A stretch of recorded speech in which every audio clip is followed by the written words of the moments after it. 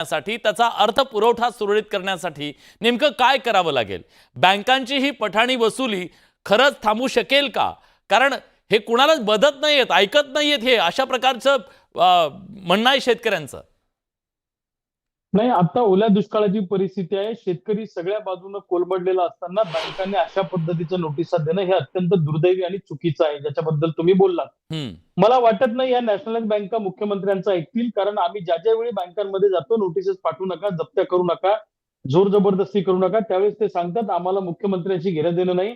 आम्ही रिझर्व्ह बँकेचं ऐकू, रिझर्व्ह बँक जे सांगेल ते आम्ही करू, अशा पद्धतीची त्यांची उत्तरं असतात. नॅशनलाइज बँकांच्या अधिकाऱ्यांचं वागणं इतकं मुजोर आहे, इतक्या तानाशाही पद्धतीने ते वागतात की इंग्रजी राजवटीमध्ये जरा अधिकारी वागत नसतील तशा पद्धतीचं यांचं वागणं आहे. फायली फेकून देतात शेतकऱ्याच्या अंगावर. आता तुम्हाला उदाहरण सांगतो, यांनी काय केलं की आमचे पीक विम्याचे जमा झालेले पैसे, आम्ही माल विकून आलेले पैसे सुद्धा परस्पर कर्ज खात्यामध्ये हे लोक जमा करतायत, होल्ड करतायत, पैसे आम्हाला देत नाहीयेत. दुसऱ्या बाजूला आता आमचं पीक अजून यायचं बाकी आहे, सोयाबीन कापूस हातात यायचाच राहिला तर तुम्ही मध्येच काय नोटिसा देताय? मागच्या वर्षीच्या कर्जासाठी तुम्ही या वर्षीचं सोयाबीन कापूस आल्यावर ते माल विक्री झाल्यावर मग तुम्ही नोटीस द्या. वास्तविक पाहता या सरकारनं सांगितलं होतं की आम्ही कर्जमुक्ती करू, आणि सरकारमधल्या नेत्यांच्या शब्दावर आम्ही कर्ज भरायचं थांबलो म्हणून आम्ही एनपीएस गेलो. आम्ही एनपीएस जाण्याला आम्ही स्वतः कारणीभूत नाही, तर हे सरकारमधले लोक आहेत की ज्यांनी विधानसभेमध्ये कोरा कोरा कोरा असं डेंबीच्या डेटापासून बोंबलून सांगितलं, म्हणून एनपीए वाढला आणि आता बँका आम्हाला त्रास देतात. मायक्रो फायनान्सच्या बाबतीमध्ये विलाजी तुम्ही जे सांगितलं ते तर इतकं गहन प्रकरण आहे.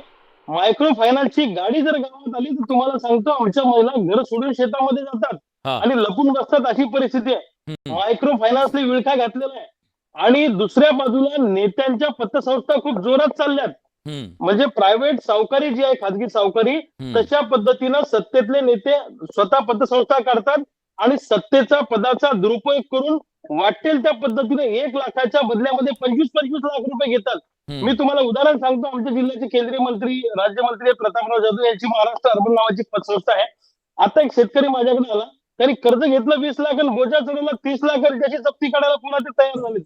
आणि त्यांच्या वाढदिवसाचे पैसे पण त्याच्यात दिले, त्यांच्या बँकेचे कॅलेंडर छापलं ते पण त्याच्यात लिहिलं. म्हणजे नॅशनलाइज बँका आम्हाला त्रास देत आहेत, दुसऱ्या बाजूला नेत्यांच्या पतसंस्था त्रास देत आहेत, मायक्रो फायनान्सचे वाले त्रास देत आहेत. आम्ही जगायचं कसं? आणि मुख्यमंत्र्यांनी ओरली सांगितलं की एकही वसुली होणार नाही. हे तर तुम्ही मागे पण सांगितलं होतं ना. तुम्ही आदेश काढला का? तुम्ही रिझर्व्ह बँकेशी बोललं पाहिजे, तुम्ही अर्थमंत्र्यांशी बोललं पाहिजे आणि रिझर्व्ह बँकेकडून हा आदेश आणला पाहिजे, तरच ही वसुली थांबू शकते. नुसत्या मुख्यमंत्र्यांचं या बँका ऐकत नाहीत, ही काळ्या दगडावरची पांढरी रेघ आहे. आता नवनाथ पण किती छाती टोकपणे सांगत असले तरी आम्ही याचा अनुभव प्रत्यक्ष घेतलेला आहे. बरं, शेतकरी नेते अजित नवले सुद्धा आपल्या सोबत आहेत. अजित सर, तुम्ही सध्या या सगळ्या भागामध्ये फिरताय, लोकांना भेटताय, वस्तुस्थिती काय आहे आता? अशा प्रकारचं भरण्याची परिस्थिती, जे कर्ज घेतलेलं आहे ती भरण्याची परिस्थिती आहे का?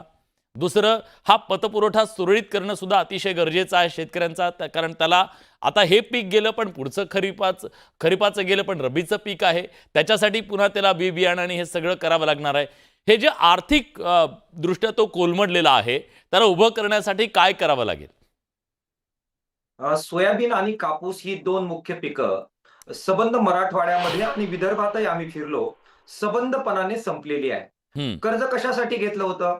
या सोयाबीन आणि कापसाची बियाणं खरेदी करण्यासाठी, निविष्ठा खरेदी करण्यासाठी आणि मशागतीसाठी केलेलं होतं. त्यामुळे घेतलेलं कर्ज आज पाण्यामध्ये गेलेलं आहे. ते पिकच शिल्लक नसल्यामुळे त्याच्यातून उत्पन्न येऊन हे कर्ज फेडणं हे आता अशक्य झालेलं आहे. हे फेडता येणार नाही. ही काळ्या दगडावरची रेघ आहे. आश्चर्य कसलं आहे, आज ज्यावेळी आम्ही मराठवाड्याच्या 8ही जिल्ह्यांचा प्रचंड मोर्चा छत्रपती संभाजीनगर आयुक्त कार्यालयावर घेऊन गेलो,